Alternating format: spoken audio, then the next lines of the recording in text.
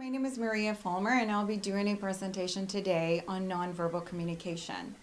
So nonverbal communication, of course, has to do with everything that is the unspoken or unwritten messages that we send to one another, that we observe on other people, or that we send out.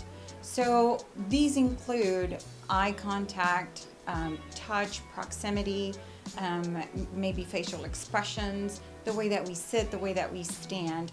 All those have to give some type of message about our feelings, about what we're wanting, about what we're saying, and all those can be different depending on the family, the culture, the part of the country where you're from. Some hand gestures are very offensive to some cultures, and some are very welcome. So I remember my mom, whenever we were little, and she still does it now, is that she will just look at us funny, and we know that it's time to stop. We know that we're doing something right or we're doing something wrong. And I tried that with my little ones, and they're like, why are you looking at me that way? So some people get it and some people don't, so it gets a little bit of tricky. But all of us have our own codes that we do. My family, for example, all of us have a different whistle that to call each other. We're at the store, my dad whistles, we all turn around. My brother has a whistle for each one of his kids. So it depends on the family on how those communication styles get transmitted. And of course, what you're used to doing as a person, what you're comfortable with. A lot of shyness, people are not used to using their nonverbals, or they can be confusing. So one of the things that is very important is that you don't send those mixed messages to others. So people are frowning and you're like, are you upset? And they're like, no, I'm just thinking. So it looks like a frown, but they're not actually upset.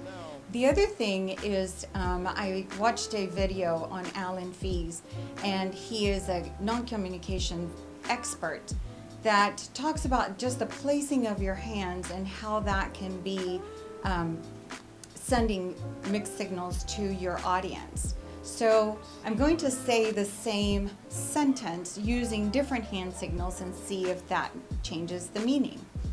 So if I go, I want all of you to join me, that's pushing people away. That's making everybody feel uncomfortable about that. And you don't want people to join, you're just making a space in between the people and you. Or you can say, I want all of you to join me. So then that's welcoming. You want to embrace everybody around you. Or I want all of you to join me. So pointing can be very aggressive and makes people feel like they don't have a choice, right? It's a very demanding. So the same words have a very different meaning whether you have your hands down, your hands up, or pointing. So along with nonverbal communication, one of the important things that we have is personal space. We all have a physical or personal space in which we feel more comfortable with, and something that makes us feel more relaxed or something that makes us feel uncomfortable. That personal space can vary from person to person, and again from culture to culture. Usually we have two types of proxemics in personal space and physical space. So that is the arrangement of the room, how everybody is sitting, where everybody's facing, or how close one person is to another. So when we talk about proxemics, then near space, we have intimate space, we have friendly space, we have social space, and then we have public space. So these go from 1.5 feet to 4 feet, 12 feet, and then up to 25 or more when you have a large audience. So depending on the type of culture that you're in, so for example, I grew up in Mexico, and personal space is almost non-existent, right? We don't have a lot of personal space in in the Hispanic world, but you are used to a lot of people being in the same place at the same time. So for example, bus stops or in the subway. Everybody tries to get in at the same time. Everybody wants to get out at the same time. People don't make lines. They just kind of hover. So those type of cultures where there's a lot of people and very restricted spaces don't have a lot of issue with having people close to them or having people sit next to them. On the contrary, where you do have a lot of space, you do see people just kind of backing up a little bit from each other. So in this slide that I'm showing here, the way that the two gentlemen are saying hello depends on where they're from. So somebody from the city is very apt to just kind of come close to you and say hello, and a person from maybe the country will give you an extended hello. So you just have to start learning how to read all these types of nonverbal signals that people send. We all like I said, we all have the bubble, but in this bubble, or like this guy on the picture, that he's wearing his bubble, right? He doesn't want anybody close to him, but the people next to him are giving him some weird looks, like, what is wrong with you?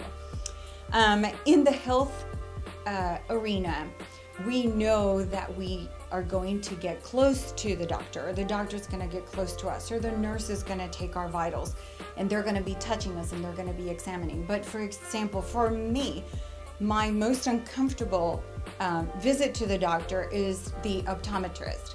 They put you in this contraption, medieval contraption kind of, and then the doctor gets very close to you. That makes me very uncomfortable, even though I know that is needed for the exam. It's still not comfortable to have somebody that close to your face. You also have a public space. We have these, like I said, in subways or in the airport.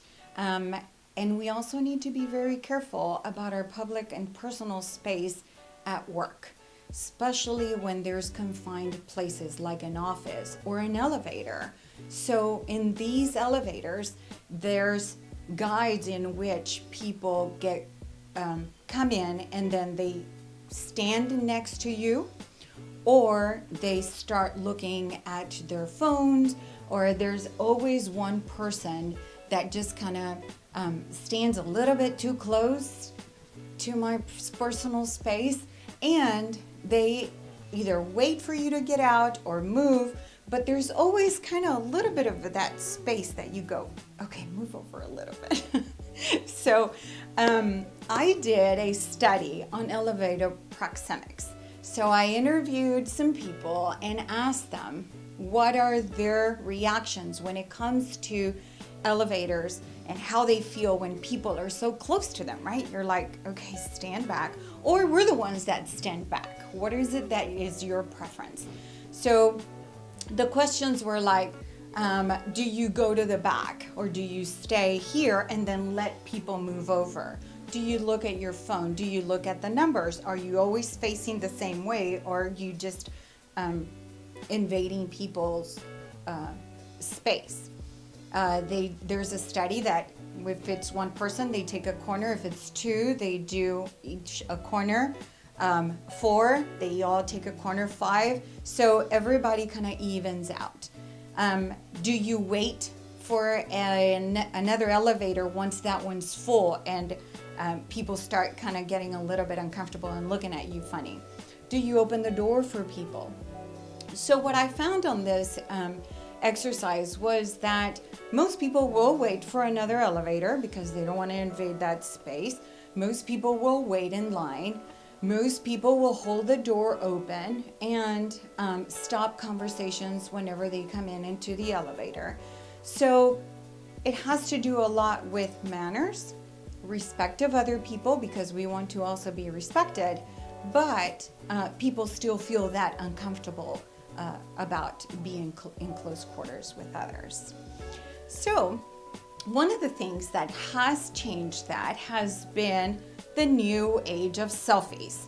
Selfies has made it so much easier for everybody that we don't know each other, but if somebody goes selfie, and we all get together and take a picture and enjoy that moment.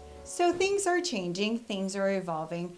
We just need to be careful of the signals that we're sending out, that we're not sending out mixed signals to people, and that we're actually reading people's hand gestures and eye movement and expressions correctly, because a lot of times that can cause issues with our communication. Thank you.